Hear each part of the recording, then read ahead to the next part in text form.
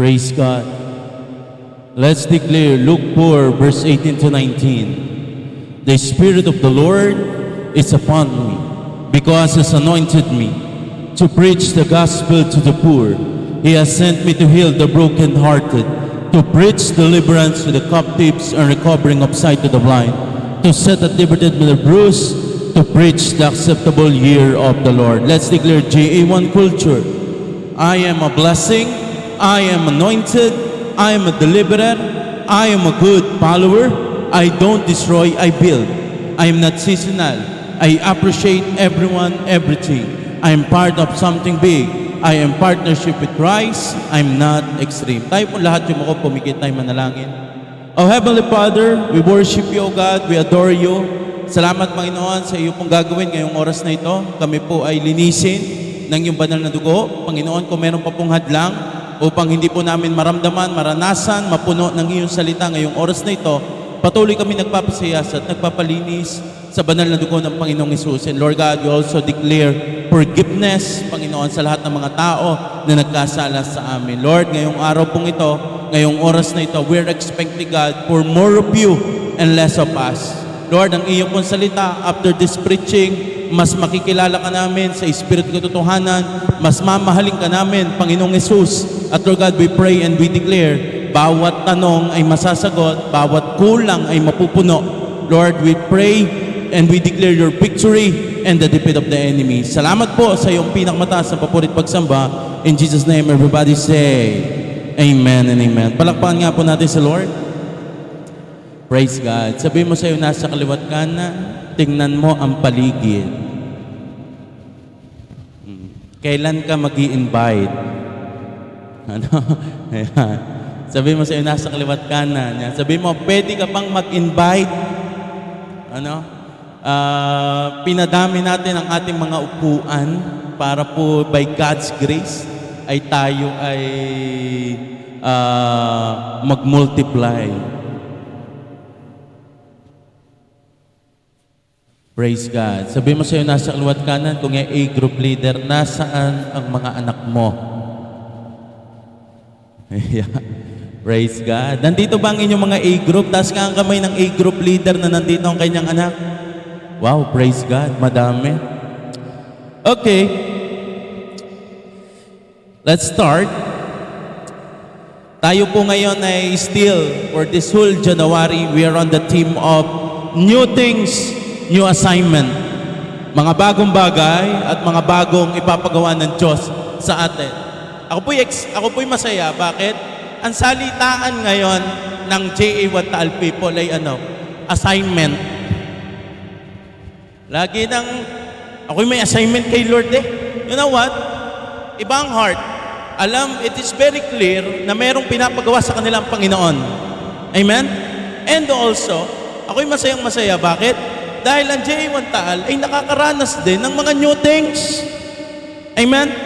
We have a lot of testimony kung paano ang Diyos gumagawa ng mga bagong bagay sa buhay ng bawat isa.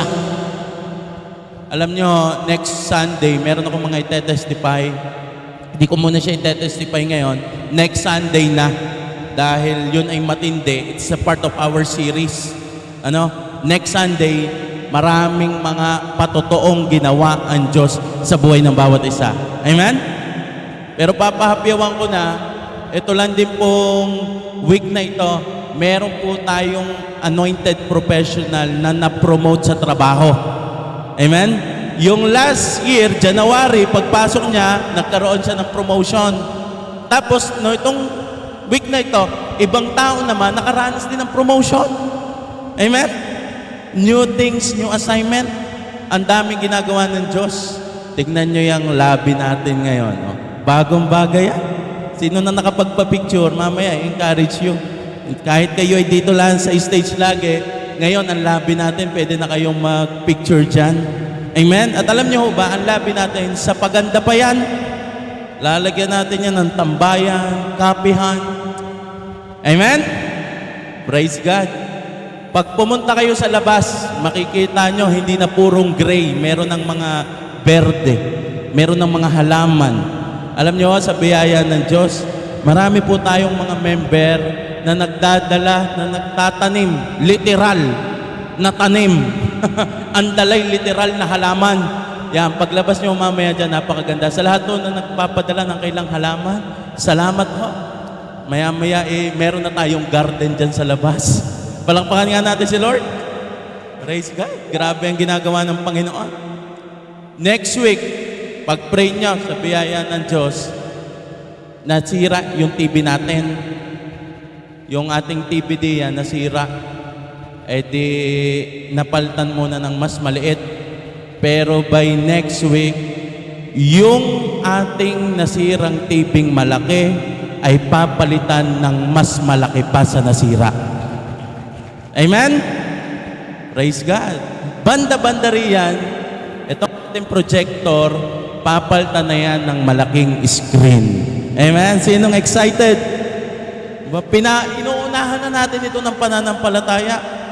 Bago matapos ang taon, naka-aircon ang church. Sino pong excited? Amen. Ang media nagre-request, gusto rin daw nila may aircon sila doon. Oo. Pag mababait na. Pag mababait na. Praise God. So, grabe. Para tayong nasa bagong church ngayong taong ito. Amen? Sino po excited? Kaya sabihin mo sa'yo nasa luwat kanan, huwag kang mawawala. Party ka noon. Praise God. Ngayong araw na ito, we will talk about new season, new heart. Bagong season, bagong puso. Kagaya na lahat po sinasabi, hindi lamang dapat tayo excited sa mga bagong bagay. Dapat maging excited din tayo sa bagong puso. Bakit? Dahil ang ating pong puso, ang isa sa pinakamahalagang bahagi ng buhay natin.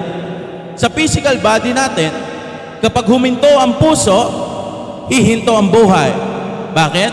Dahil ang function ng ating heart, ito po ang nagpapump ng dugo, ng oxygen, ng nutrients sa kabuuan. Sa spiritual or sa spirit as a whole, mas malaki ang role ng puso. Ang puso mo ang center ng iyong mga desisyon. Ito ang pinagmumula ng iyong desire. Kung ano ang ginagawa mo ngayon, iyon ay depende sa laman ng iyong puso. Lahat ng iyong desisyon sa relasyon, sa finances, even your action, lahat yan ay may pinanggagalingan. At saan ito galing? Galing ito sa laman ng iyong puso. Now, dahil ito ang source ng lahat ng iyong mga gagawin, malaking factors ang iyong heart sa iyong new things. Are you getting the point? Sa bagong bagay, malaki ang factors ng bagong puso. Hindi na pwede ang lumang puso sa mga bagong ginagawa ng Panginoon. Lucas chapter 5 verse 36. Sinabi rin niya sa kanila ang isang talinhaga, ang Panginoong Hesus na nagsasabi, walang pumipiraso sa bagong damit upang itagpi sa luma. Kapag gano'n ang ginawa, masasayang ang bagong damit at ang tagping mula rito ay hindi naman babagay sa damit na luma. Ano sinasabi ng Panginoon? Hindi na pwedeng pagsamahin ang bago at luma. Kapag portion lang ang kinuha mo sa bago, masisira ang whole portion ng bago. At kapag yung kaunting portion ng bago ang itinagpi mo sa luma, hindi rin bagay. Kaya sa ating bagong season, hindi na pwedeng merong portion ng luma. Kaya ngayon, naayusin ng Diyos ang ating puso.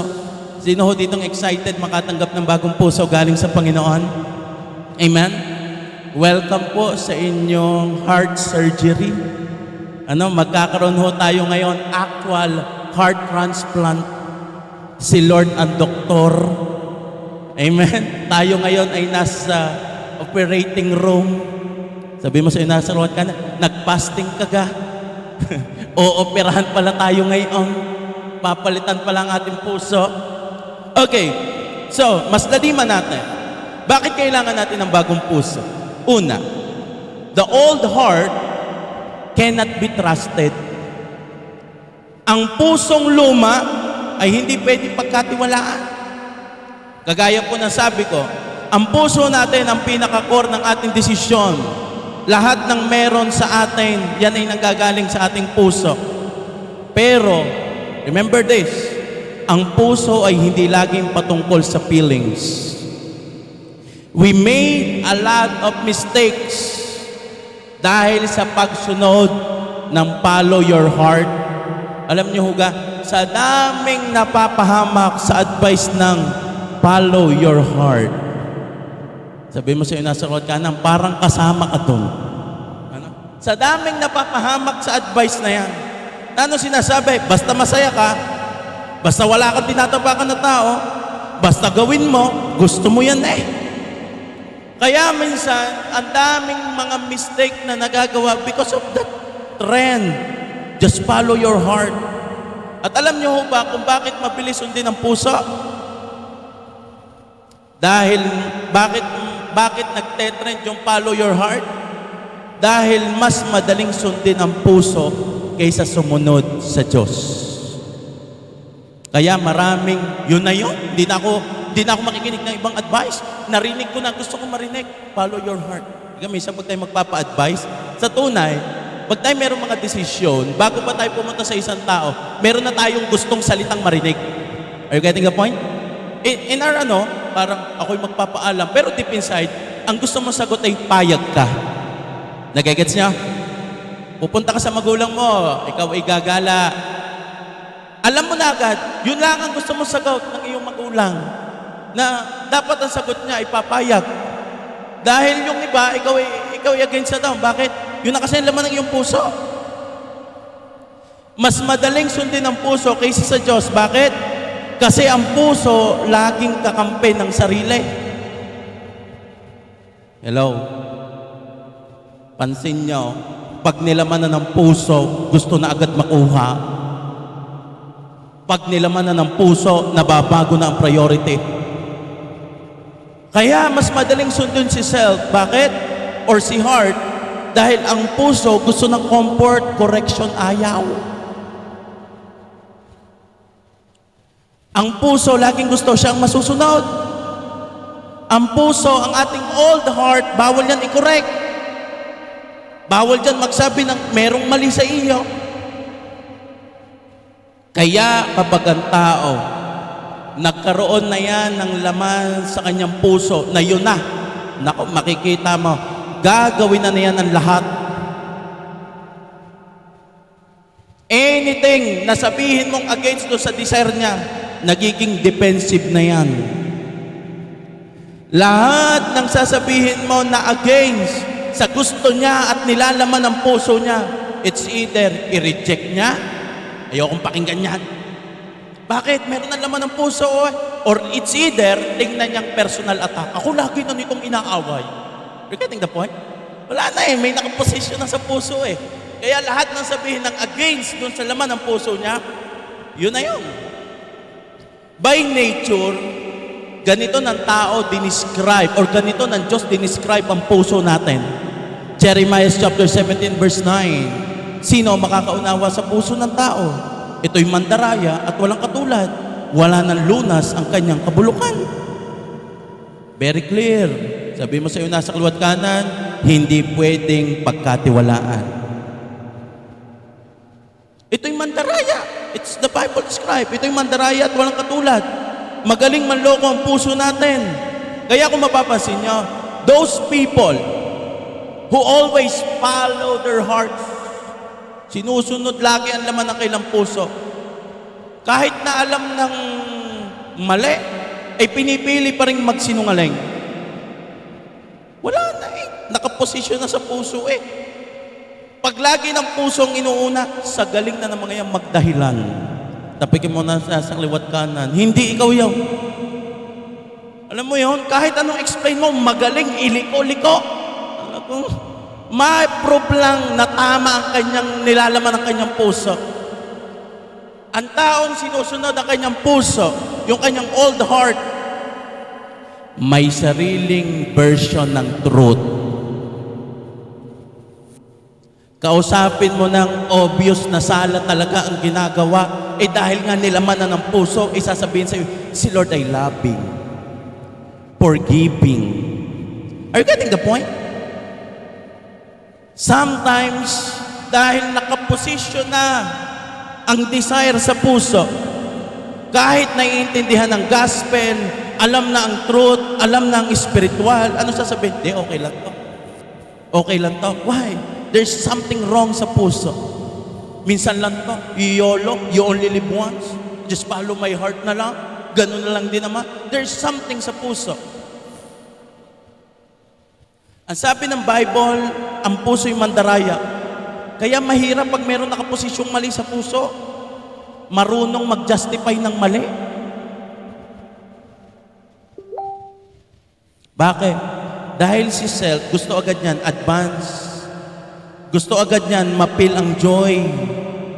At sometimes, ganito tayo. Yung feelings na nararamdaman nating sobrang saya. Akala mo yung feelings na yon ang gusto mo na hanggang dulo. Yung pinaparamdam na kilig sa iyo ng iyong puso. Akala mo yung feelings na yon ay hanggang dulo. Kaya kayang i-give up lahat para sa temporary joy. Bakit? Dahil nasa peak Akala niya gayon ang kanyang feelings hanggang dulo. Guys, listen. Ang follow your heart na advice ay magaling lang sa short term, pero mahina sa long term. Masaya sa umpisa, mamaya mali na magiging direction hanggang sa mabigat na ending. James chapter 1 verse 14 to 16. Temptation comes from our own desires, which entice us and drag us away. Ang temptation ay nagagaling sa desire natin. Bunga ng pusong madaya. Kaya minsan, alam ng mali, wala na. Dahil dinesire. Kaya unti-unting nahihila. Ano sabi on the verse 15? These desires give birth to a sinful action. And when sin is allowed to grow, it gives birth to death. Ito matindi. Paunti-unti mong, I just follow my heart, nagbubunga na pala iyon ng mga sinful action. At yung mga sinful action na yon ay nagkakaroon na pala ng consequences. Kaya ano sinabi on the verse 16, so don't be misled. Huwag kang magpapaloko, huwag kang magpapadaya. Ang emotion mo ay hindi conviction mo. Ang nararamdaman mo ay hindi always ang truth. Hello? You are not what you feel. Tingnan nyo, yung mga taong nandoon na sa consequences ng mga wrong action nila, ang laging sabi, akala ko. Akala ko'y masaya ako Akala ko'y mahal ako Akala ko'y tama ang ginagawa ko Akala ko'y hindi masama. Yun, are you getting the point? Kakasunod sa puso, ayun na, nung umano na doon sa consequences, mali pala. Nadaya na ng kanyang old heart. Ang truth ay ang Bible. Ang role ng conviction ay para aware ka sa mali at makapag-confess ka. Medyo masakit itong sunod ko sasabihin. Hindi porket maganda sa feelings mo ay galing na kay Lord. Hindi porket masaya sa feelings mo at okay sa pakiramdam mo at favorable sa iyo ay galing na kay Lord. Kaya minsan hindi na nagde-devotion dahil masaya ang puso. Ang devotion mo ngayon ay baby ko 1:26. Bakit sinagot ka January 2026? At anong pinanghawakan mo salita maghapon? Yung message niya nung morning, ingat ka kasi iingatan pa kita. Yun na ang devotion maghapon. Talagang yun na ang dala-dala. Yung feelings na yun, nakala niya galing na kay Lord. Salamat Lord sa pag-iingat. Yun na. Guys, listen. Hanggang hindi si Jesus ang nasa puso mo, hindi mo kaibigan ang puso mo, kundi kalaban mo siya. Hindi lahat ng nararamdaman mo ay katotohanan.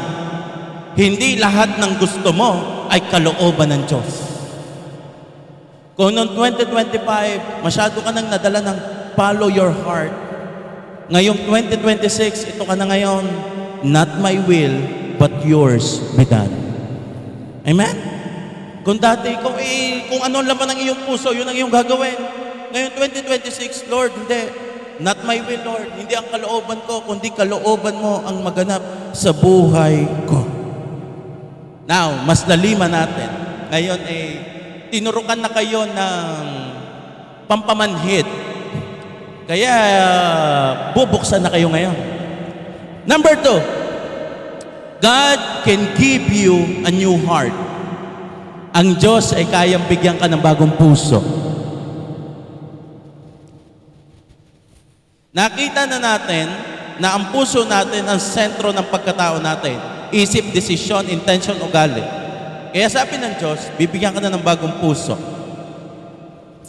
Ezekiel chapter 36 verse 26, sabi ng Panginoon, and I will give you a new heart, and I will put a new spirit in you.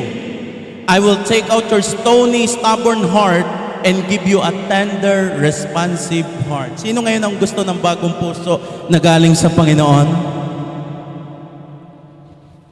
Kanina, nabanggit na ng Bible sa Book of Jeremiah, ang puso natin wala ng lunas. Kaya, kapag wala ng lunas, ano na ang solusyon? Papalitan na ng bago. Papalitan na ng bago. At ito ang matindi. Yung puso mo ngayong 2026, hindi ito bunga ng iyong experience, hindi ito bunga ng iyong past, hindi ito bunga ng iyong present. Ang puso mo ngayon ay galing mismo sa Diyos. Alam niyo ho, sa book ng Ezekiel, kung bakit ang Diyos ay nagbigay na ng bagong puso, dahil ang mga Israel ay paulit-ulit nagre-rebelde sa Panginoon. Iiyak, magpe-pray kay Lord. Ang gagawin ng Diyos, i-rescue. Nung i-rescue na ng Diyos at masaya na uli, magre-rebelde na uli kay Lord. That is the cycle of the Israelites. Makikita ng Panginoon na iiyak ang kanyang bayan. At ang Panginoon ay dadating upang iligtas ang kanyang bayan. Nung nagkaroon na ng victory at nananagana na ang Israel, iiwan na uli ang Diyos. Dahil iniwan ng Diyos, dadating ang consequences, iiyak uli sila. Magpaprescue uli kay Lord. Pagka-rescue ng Diyos, babalik uli sa luma. Sabihin mo sa iyo nasa kulot kanan, hindi ikaw yun. Iiyak, pag masaya na, babalik na uli. Sabi ng Panginoon, aalis ko na yung inyong pusong bataw. Papalitan na ng bagong puso. So ngayon, sino ho dito ang handa ng magpapalit ng bagong puso sa Panginoon? Pag-usapan natin ang mga spiritual signs that show a person needs a new heart. Kaya pag ikaw ay kasama dito, magpa-opera ka na sa Panginoon. Letter A, lack of conviction and sensitivity to sin. Kailangan mo na ng bagong puso kapag wala nang dating sa iyo ang kasalanan. Alam mo nang mali, pero wala nang conviction. It feels like normal. Alam mo yon? Wala nang tulak ng repentance. Ang pusong malayo sa Diyos ay malayo sa repentance. Matigas na, hindi na tumutugo. Alam nang mali, it is what it is. Kaya pag ikaw ay meron ng ganong senyales, welcome. At ikaw ay ooperahan ngayon ng Panginoon. Letter B, hardness towards God and spiritual truth. Kaya nga sabi doon, stony. Ibig sabihin, pusong bato. Pag ang salita ng Diyos ay wala ng impact sa'yo. Example, right now, you are just attending sa church. Basta ako'y nakikinig, pero open. Hindi ka na open. Di mo na tinatanggap ang salita with humility. Pag meron ka naririnig na word ni Lord, meron kang sarili mong laban. At higit sa lahat, wala nang obedience. Nawawala na ang willingness. Nakikinig, pero hindi nagre-respond. Nakikita mo ang mga sinasabi ng Diyos bilang burden, hindi invitation sa maturity. Kaya kapag ikaw ay gano'n na ang iyong heart ngayong oras na ito, kailangan mo na ng bagong puso. Amen? Letter C, lack of compassion. Kapag ikay manhid na, wala nang pakialam sa iba, wala nang care sa iba, nakakasakit na, nasasaktan na ang iba, wala ka nang pakialam. Hindi ka na nagbibigay ng mercy. Nag-a-advantage ka na sa iba. Kumbaga alam mong mahina ito, i-take advantage mo yung kahinaan na yun. Tapi kaya nasa kaliwat ka na, sabi mo, kailangan mo ng bagong puso. Letter D, resistance to God's and His will. Kapag ikaw ay dumadat sa point na ganito, lagi kang may nakikipag-argument kay Lord. Alam mo yung meron tinuturo sa iyo ang Diyos, tapos lagi kang nakikipag-negotiate muna bago sumunod. Pag ang iyong heart ay puro question, bakit kailangan gawin nyo? Ba't kailangan ibigay yun? Ba't kailangan ganyan? Instead na i-surrender na lang kay Lord, nire-reject mo na ang correction and guidance, I tell you, kailangan mo na ng bagong puso. Letter A, desire for comfort over God. Ang old heart kasi, mahal niya ang may benefits kay self. Optional lang yung kay Lord. Ang old heart, mas nauna ang feelings kaysa sa word. Alam nyo, kailangan mo na ng pagpapaopera ng iyong puso espiritual. Pagtingin mo sa iyong sarili, mas pinipili mo na ang comfort, ang acceptance, reputation, and control over presence and holiness. Pag meron ng umuuna sa presence and holiness, and that is comfort, you need a new heart. Letter F, knowledge without transformation. Alam na ang Bible, pero hindi nababago ang buhay. Marunong magsimba, pero hindi pa rin nasunod sa Diyos. Nakakalimutan ng Diyos sa gitna ng pagsubok. I tell you, kailangan mo na ng bagong puso. Sometimes, lagi nating sinisisi ang mga taong nasa paligid natin. Kaya ako ganyan, kaya ako ganyan, mag-respond kasi mga nasa paligid mo ganyan. Minsan, ang problema ay hindi nasa paligid. Ang problema ay puso. There is something in your heart. At hindi na minsan sapat yung self-control mo o yung effort mo. Kaya ngayong oras na ito, kailangan na ng divine intervention. Kailangan ng makialam ang Diyos. Bakit? Ang puso mo ay hindi kayang baguhin ang sarili niya. Kailangan ng merong makialam dyan, ang Diyos. Sino kang lumikha sa atin? Ang Panginoon. Ibig sabihin, ang Diyos din ang may karapatan na i-reset ang ating puso.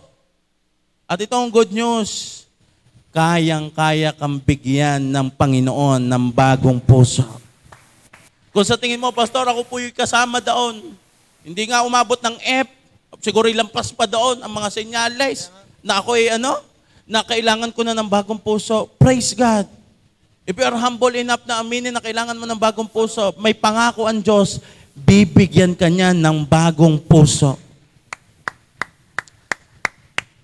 Philippians chapter 2 verse 13. Ito po'y nabanggit ko na sa inyo last Sunday ng 2026. For God is working in you, giving you the desire and the power to do what pleases Him. Ano yung ibig sabihin nito? Pag ninamnam niyong mabuti ang salitang yan, it's a very powerful verse. Bakit? Dahil ang Diyos ang kikilo sa iyo, ang Diyos ang magbibigay sa iyo ng desire and power na gawin ang mga nakakalugod sa Panginoon. May mga nagsasabi nga, Pastor, pagkagising ko, iba na po talaga. Una ko nang hinahawakan, Bible. Una ko nang hinahawakan lagi ay pagdi-devotion. Bakit? Because the Spirit of God is working in you. Giving you the desire. Yung mga dating hindi mo ginagawa, ngayon ay gagawin mo na. Bakit? Kikilusan ka ng Diyos eh. Bibigyan ka ng Diyos ng bagong puso. Ang old heart mo, walang obedience. Ang new heart mo, praise God, marunong nang makinig sa Diyos, marunong nang magsisi at mag-confess, at higit sa lahat, nagmamahal ng tunay. Amen? Sino ho dito gusto ng bagong puso? Praise God. Receive it in Jesus' name. Number 3. Bagong mic ang kailangan natin. Number 3. The assignment of the new heart. Dahil, kaya tayo binigyan ng Diyos ng bagong puso, dahil tayo papasok sa new things. So, ano ang assignment? Kaya ka ng Diyos binigyan ng bagong puso, hindi para ikaw ay mapiling okay. Ang bagong puso, kasama na dyan ang responsibility, assignment. So, bibigyan tayo ng Diyos ngayon ng assignment. Proverbs 4 verse 23. Guard your heart above all else, for it determines the course of your life. Sabi ng Bible, ingatan mo ang iyong puso. Bakit? Ito ang pinaka-center. Ito ang magdedetermine ng takbo ng iyong buhay. Kaya i-take note mo, assignment number 1. Ano yon? Guard your heart. Sabi mo sa iyo nasa kaliwat kanan, guard your heart.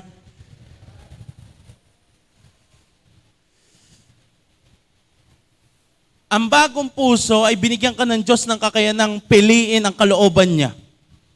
Kaya wag mong hayaan na ma-influence uli ito ng world. Madumihan, bumalik sa kanyang old pattern. Alam niyo po ba, dyan sa Book of Proverbs, ang minimin dyan ng writer, para ka daw sundalo, 24/7, kailangang binabantayan ng puso. Whatever it is, kailangan nakapilter ang iyong thoughts. Nakapilter ang group of people na mag-i-influence ng iyong buhay. Nakapilter ang mga taong kukuhanan mo ng relasyon. Hindi na yung basta-basta na. Bakit? Yung thoughts madumi, yung influence, kung sino, yung relationship, kung ano-ano na. Kaya ano mangyayari? Makukontaminate ulit. Masisira uli ang iyong puso. Kaya trabaho natin na ingatan ang ating puso. Punuin ito ng Word of God at laging humingi ng correction. Ano pa po ang assignment natin?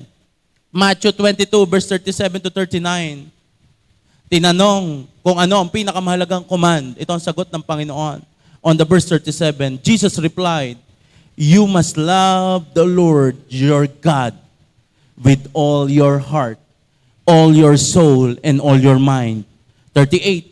This is the first and greatest commandment. 39. A second is equally important. Love your neighbor as yourself. So, assignment number 2. Love God and love people. Si old self, mahilig lang yan sa self-love. Conditional love. Ngayong 2026, ang heart mo, dapat ikaw ang may authority. Hindi ang heart mo ang may authority sa buhay mo. Ikaw ang may authority. If you will assess, yung love, command. You're getting the point? Ibig sabihin, pinapagawa talaga sa iyo ng Diyos na mahalin mo siya ng buong puso.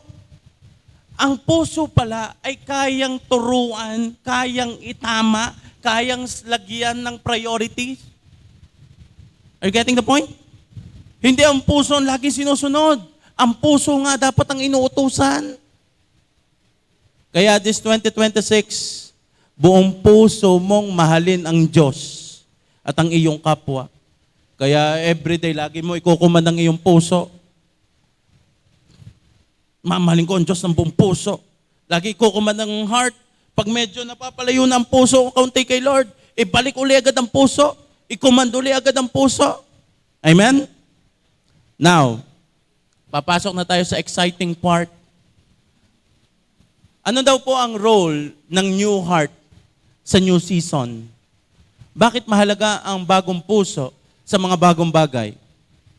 Because a right heart attracts God's favor. Ang tamang puso nakikita at humahatak sa pabor ng Diyos. Sino ho dito ang nakaranas sa Bible? May pag-aaral lang tayo nakaranas ng matinding new things at new season. Walang iba kung hindi si David. Mula sa pag-aalaga ng tupa, yung kanyang old assignment, sa kanyang old season. Biglang dumating si Prophet Samuel, sabi, ikaw na ang next king. Imagine that. New assignment, new season agad. Pilian ng bagong hari. Si David ang napili. Bakit si David ang napili? 1 Samuel chapter 16 verse 7. But the Lord said to Samuel, don't judge by his appearance or height, for I have rejected him. The Lord doesn't see the things the way you see them.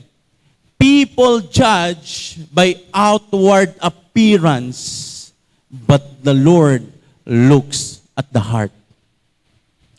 Ang pinag-uusapan dito ay papalit na bagong hari dahil si Haring Saul ay sumaway sa Panginoon. Noong si Prophet Samuel ay pumunta doon ka na Jesse, 8 silang magkakapatid, 3 doon mga warrior na. Ibig ko sabihin, sanay na sa digmaan. Kaya si Prophet Samuel, nung nakita niya yung ibang kapatid ni David, ang sabi agad niya ari na ang pinili ng Diyos. Kaya siya nirebuke ng Diyos. Hindi yan ang aking pinili. Magkaiba tayo ng standard. Ang tao ay tumitingin sa upward appearance, ang Diyos ay tumitingin sa puso. Pray na magkaroon nyo ng impact sa atin. Ang tao ay tumitingin sa outward appearance, pero ang Diyos ay sa puso. Nung pipili na ng bagong hari, nakahilera yung mga anak, wala pa rin doon Imagine that. Bakit? Si David, hindi naman siya nakadesign doon sa new season niya. Si David ay nakadesign magpastol ng tupa. Kaya nung pinahilera ang mga anak, si David, wala. Nagpapastol. Napili na yung 7, wala talaga doon. Kaya tinanong ni Prophet Samuel, meron pagang isa? Meron pagang isa? Sabi, meron pa, nandun sa pastulan. Yung unexpected, yung malayo sa pagiging king, siya ang napili. Bakit? Sa puso tumitingin si Lord.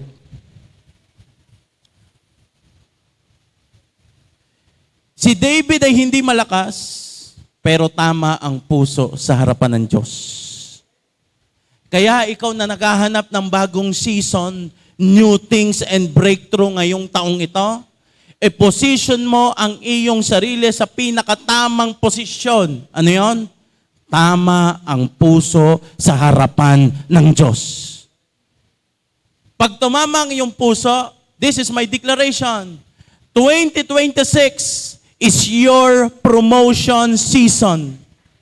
Sino dito naniniwala at excited sa kanyang promotion season?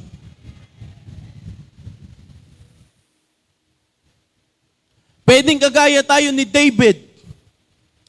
Tago. Pero kitang-kita ng Diyos ang puso mo. Mula sa shepherd, pupunta na tayo sa king. Ngayong 2026, hindi mo hahabulin ang promotion. You know why? Dahil ang Diyos ang humahabol sa taong tama ang puso. Alam mo, yung 2025, habol ka ng habol sa promotion. Ngayon 2026, itama mo ang iyong puso, kusang susunod sa iyo ang Diyos, at pagsunod ng Diyos, kasunod na ang promotion, kasunod na ang breakthrough. 2026 is the year God sees you. Taong nakita ka ng Diyos.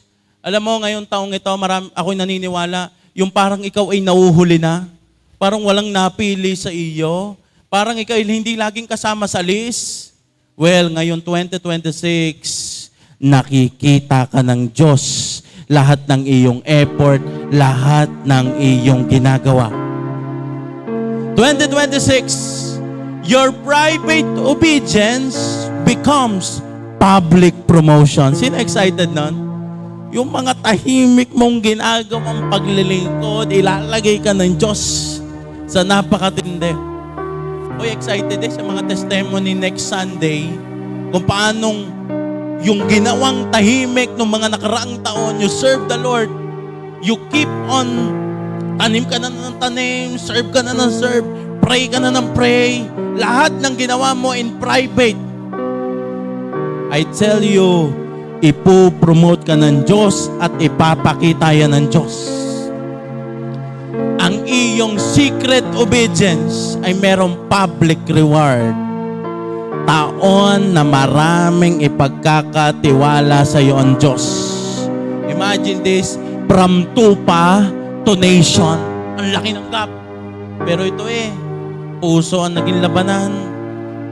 Basta tama ang heart sa harapan ng Diyos, nasa iyo ang pabor. 2026 is not about following our hearts. It's all about, I will follow the Lord. Sino ho dito ngayong taong ito, handa nang sumunod ng buong puso sa Panginoon? Tayo po lahat ay tumayo.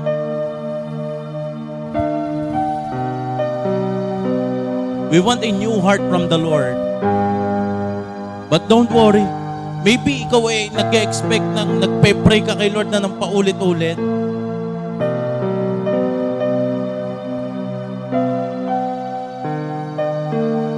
I want to remind you that God is working in you.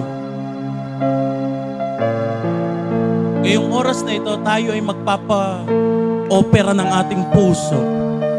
Tayo ay magpapalinis, magpapabago ng ating puso. Just close your eyes. Kung sa tingin mo sa iyong sarili, na ikaw pa yung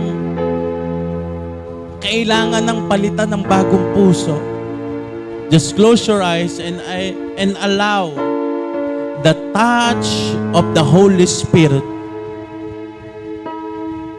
Listen, hindi i-improve ang puso mo, papalitan ito ng bago. Hindi lamang ito tatagpian yung mga sugat. It is complete. I will give you a new heart. Aalisin na ng Diyos ang mga lumang puso. Just close your eyes and just allow the Holy Spirit.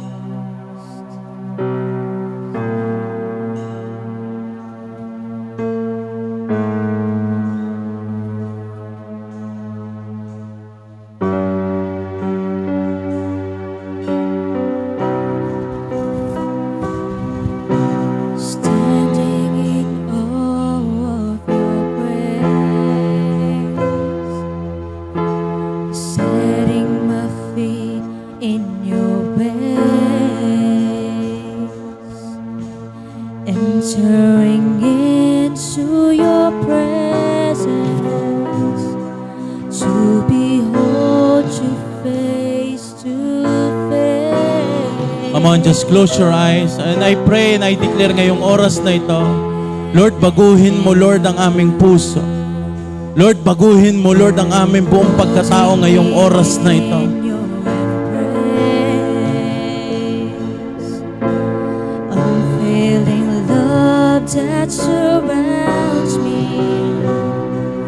Oh God, I stand amazed.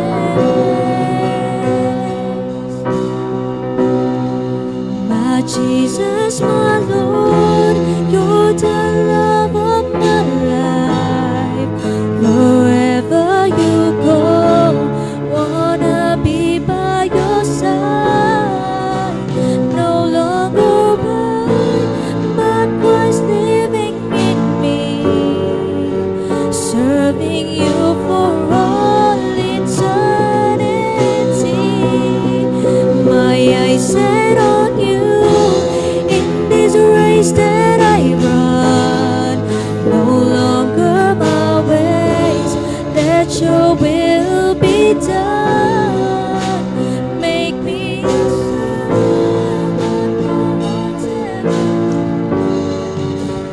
clinging to the cross and follow you. Ngayong oras na ito, pwede bang ang iyong kamay ilagay mo sa tapat ng iyong puso? At magkaroon ka ngayon ng desire, mag-pray ka ngayon sa Panginoon. Because sometimes, the problem ay wala sa labas. Ang problema minsan ay nasa puso. That feeling that you are under attack, that feeling na ikaw ay pagod, na akala mo yung laging nasa labas ang problema. Sometimes nasa puso. Just close your eyes. O Holy Spirit, ngayong oras na ito, ipaunawa mo sa amin kung paano kaming niluluko ng aming puso, kung paano kaming nadaraya ng aming puso. O Holy Spirit, dalhin mo kami sa sitwasyon, dalhin mo kami sa matinding realization that there is something wrong sa aming puso. Father God, dalhin mo po kami ngayong oras na ito sa sitwasyon na hindi lamang para ipag-pray na mabago ang ibang tao, mabago ang labas, kundi Lord, dalhin mo kami sa sitwasyon na ang puso na namin ang mabago, na puso na namin ang matama, puso na namin ang mag-adjust.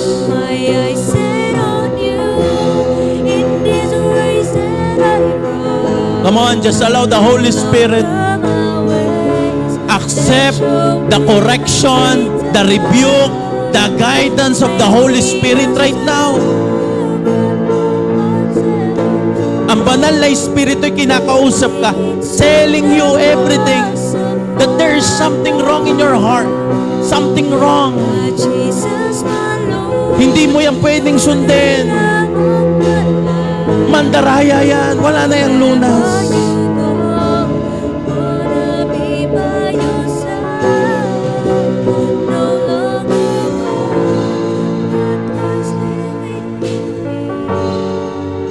At ngayong oras na ito,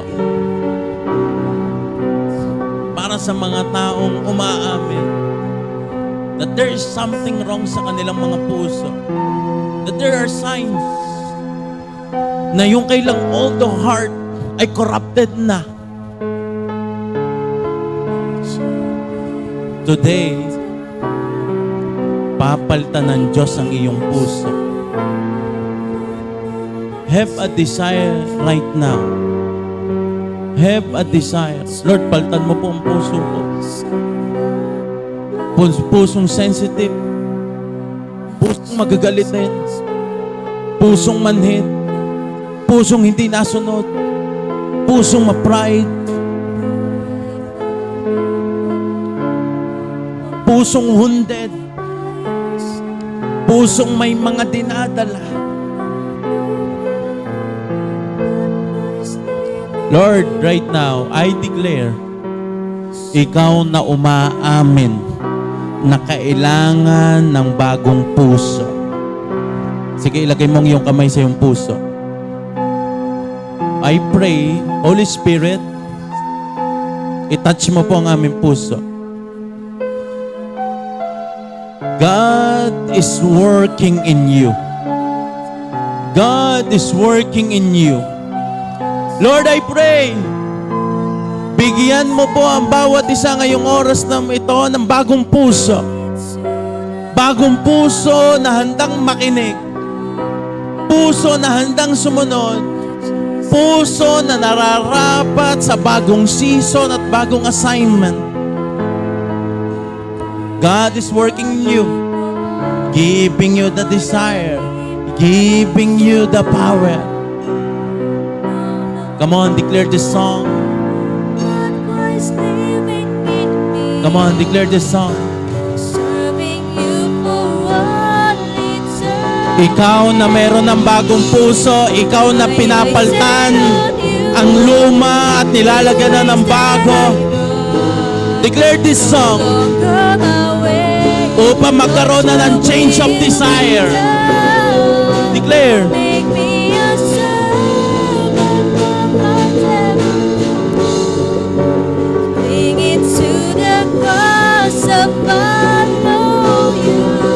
Come on, declare. Jesus, my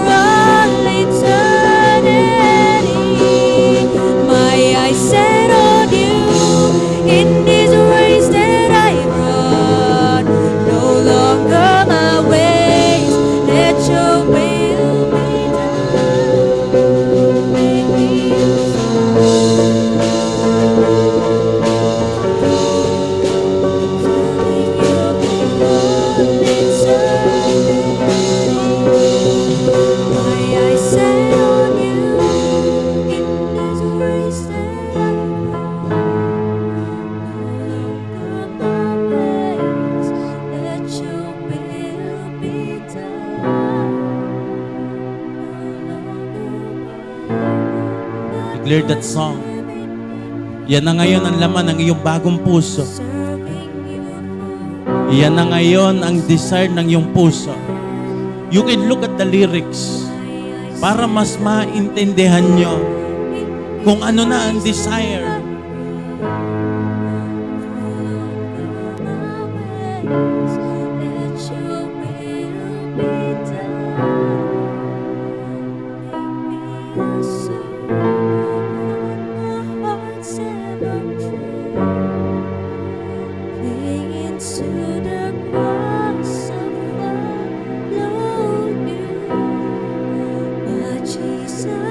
Come on, declare. That is your desire.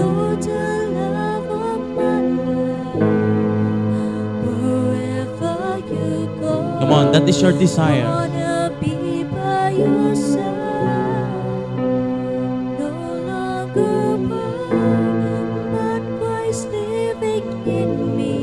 Come on, habang dinideklara mo yung kanta na yan, nababago ngayon ang iyong desire. That is your personal prayer.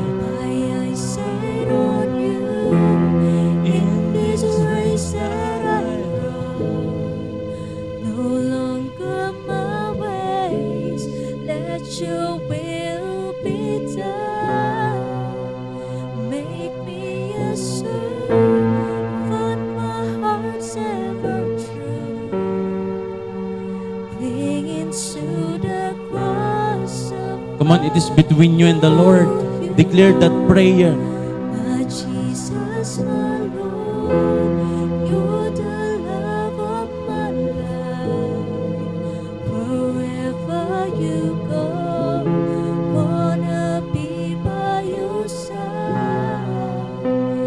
No longer born, but Christ living in me, serving you for all.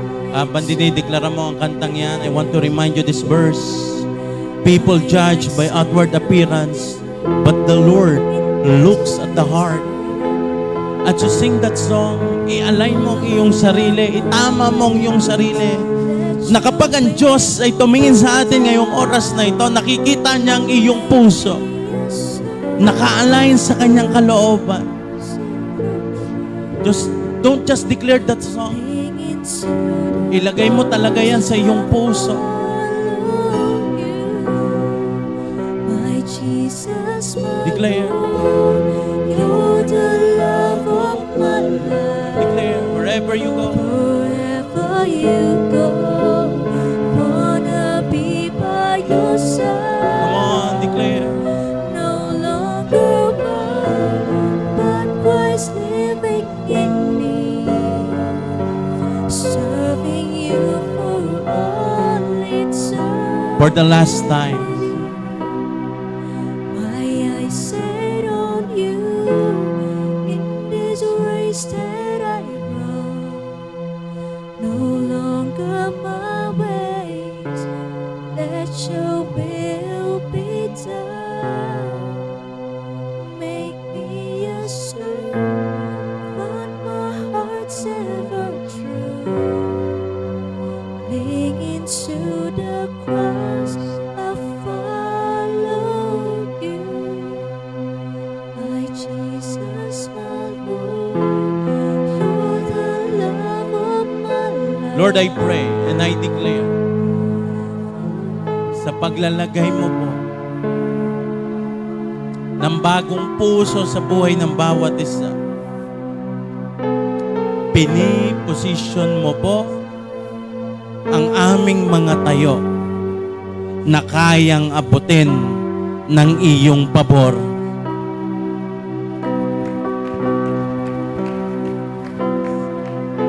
Lord, I pray, lahat ng mga tago at tamang paglilingkod na ginawa noong 2025, ngayong 2026, ito ang taon ng kanilang promotion.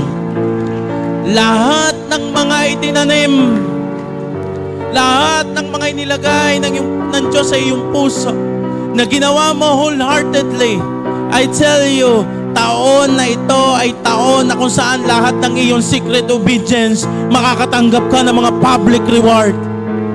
In Jesus' mighty name. At ikaw na naglilingkod sa Panginoon, this is my declaration to you. Hindi ka nauhuli. Ikaw ay meron ng nakalaan na pagpapala na hindi pwedeng nakawin ni naman. Meron kang posisyon, meron kang katatayuan na idinisign na sa'yo ng Diyos ngayong 2026. At kahit mukhang hindi ikaw ang qualified doon, marami ng mga nauna sa pila, I tell you, hindi papayag ang Diyos. Hindi papayag ang Panginoon na ang pagpapalang iyon ay mapunta sa iba.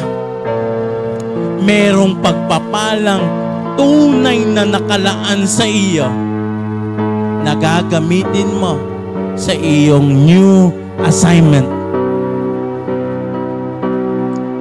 And this is the challenge. Kailangan makita na ikaw ay naglilingkod. Hindi sayang ang lahat ng iyong paglilingkod. Habang ang mundong ito ay nakikipag-unahan para sa tayong iyon, ikaw naman ay pinoposisyon mo lang ang iyong sarili na tama sa harapan ng Panginoon. At ito ang matindi, pagdating ng season na yon, hindi titingnan kung ano ang meron ka. Dahil ang Diyos mismo ang naglagay doon. Alam nyo, this 2026, marami sa inyong makakatanggap, ilalagay ng Diyos sa mga posisyong hindi nyo deserve. Hindi nyo pinaghirapan. Bakit? Dahil ang pinaghirapan mo ay ang kaharian, kapurihan ng Diyos. At ilalagay ka ng Diyos sa sitwasyon na yun. Taong 2026, ipapakita ng Diyos ang pinagkaiba ng naglilingkod sa Kanya at hindi. Huwag kang mapagod sa assignment. Huwag kang mapagod na sumunod sa Panginoon. 2026, kita ka ng Diyos. Kita ka ng Diyos. I want to remind you that yung 2025 mo, 2024 mo, if you're starting to serve God, mula pa noon, kita yung lahat ng Diyos. At meron ng nakaraan, meron ng nakalaan na pagpapala na para sa'yo.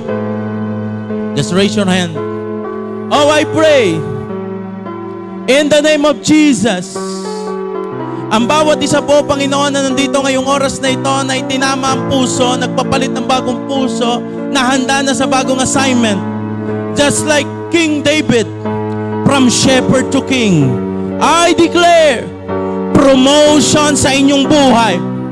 Habang nakataas ang inyong mga kamay by spiritual, just like kay Prophet Samuel, ina-anoint kayo ng oil at meron ng pagpapalang posisyong nakalaan para lamang sa inyo.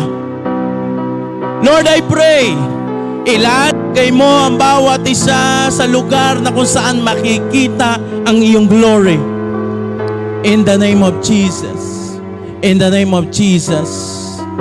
At lahat ng meron ka ngayon ay i-upgrade ng Panginoon. We rebuke all kinds ng downgrade. Lahat ng pagbabawas ay aming nire-rebuke.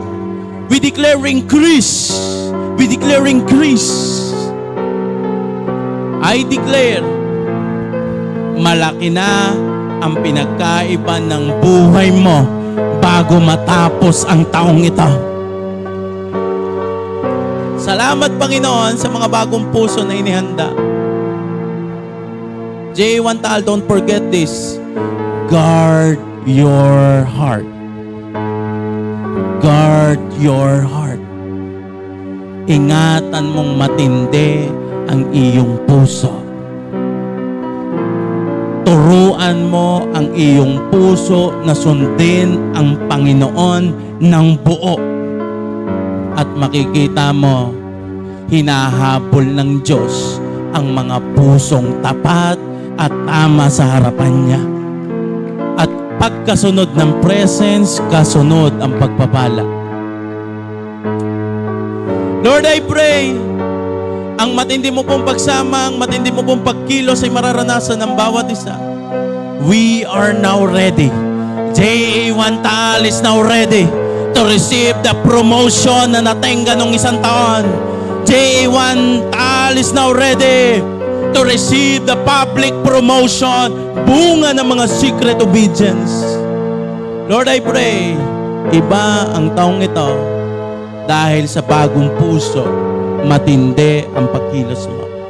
We thank you, O God. We glorify you. We seal everything with your most precious and powerful blood. Sa iyo po lahat ng pinakamataas na papurit pagsamba.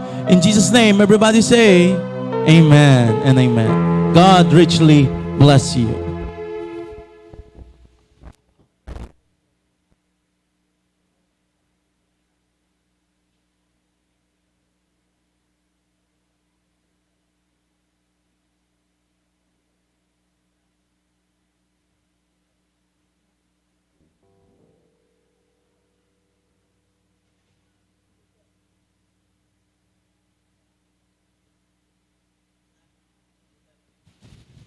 Praise God.